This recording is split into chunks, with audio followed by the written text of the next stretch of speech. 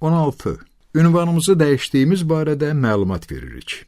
1967-ci il iyulun 1-dən etibarən Mr. və Miss 4-cü Oliver Barrett bu ünvanda yaşayırlar.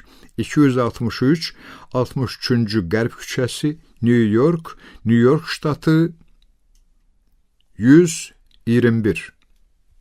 Görməmişliyə oxşayır. Buna deyirlər ki, kasıb varlanıb. Jenny narazı qaldı.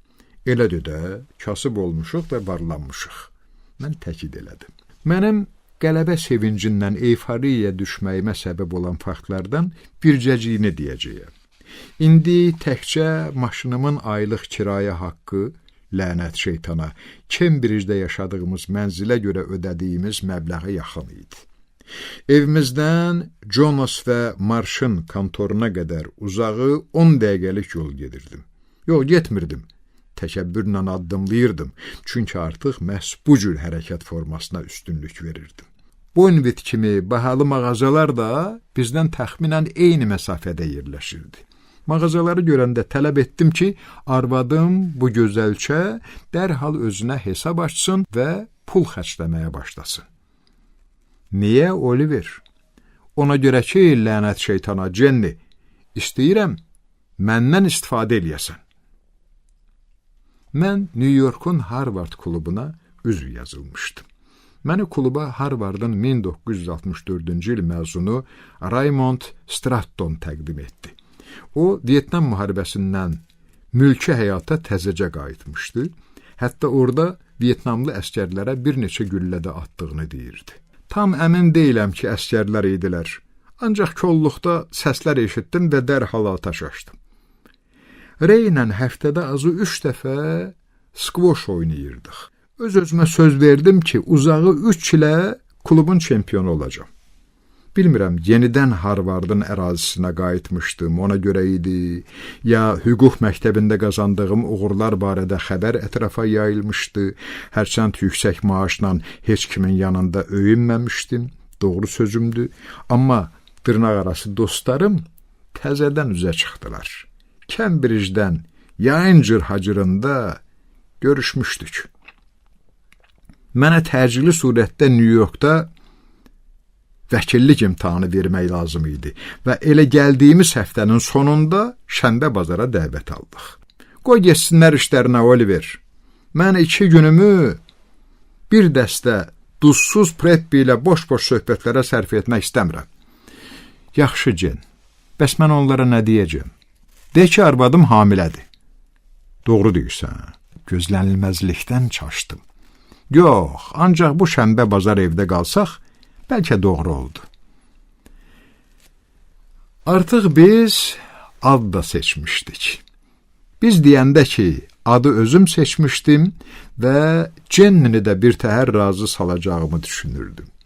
Ey, bir söz deyəcəyəm, amma gülmə, deyə mövzuya giriş verdim. Jenny bu vaxt mətbəxdə idi. Sarı rəngin üstünlük təşkil etdiyi mətbəximizdə Jenny-yə hər cür şərait yaratmışdım. Hətta qabıyan maşını da almışdım. Nə? Jenny pomidor doğramaqda davam edə soruşdu. Bozo adı getdikcə daha çox xoşuma gəlir, dedim.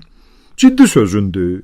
Jenny təəccübləndi. Hə, həqiqətən çox xoşuma gəlir. Yəni sən doğrudan doğruya bizim oğlumuzu Bozo adlandıracaqsan? O təkrar soruşdu. Hə, doğrudan? Düz sözümdür, Jen.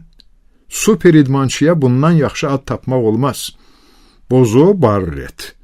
O adın necə səsləndiyini yoxladı. Vallah, o dəliqanlı və iri cüssəli bir idmançı olacaq. Mən inadla davam etdim. Eyni zamanda özümü də hər dediyim sözə inandırmağa çalışırdım.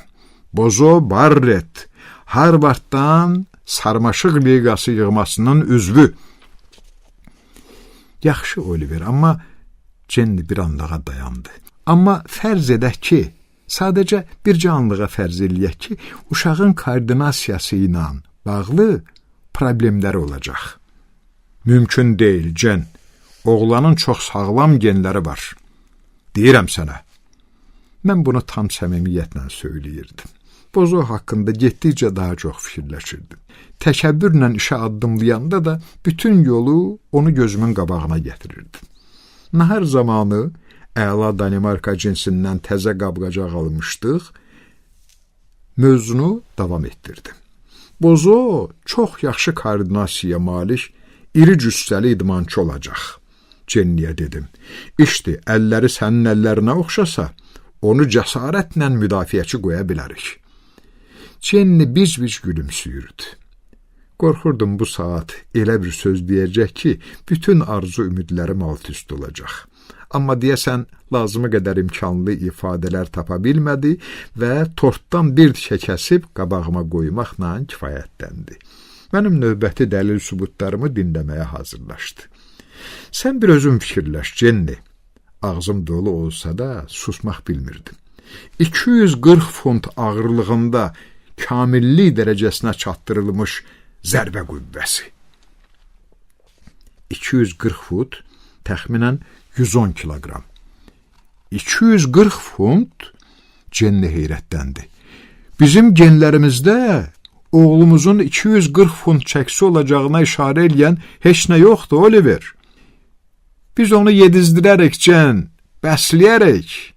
Proteinlər, vitaminlər, iştah artıran qatqılar.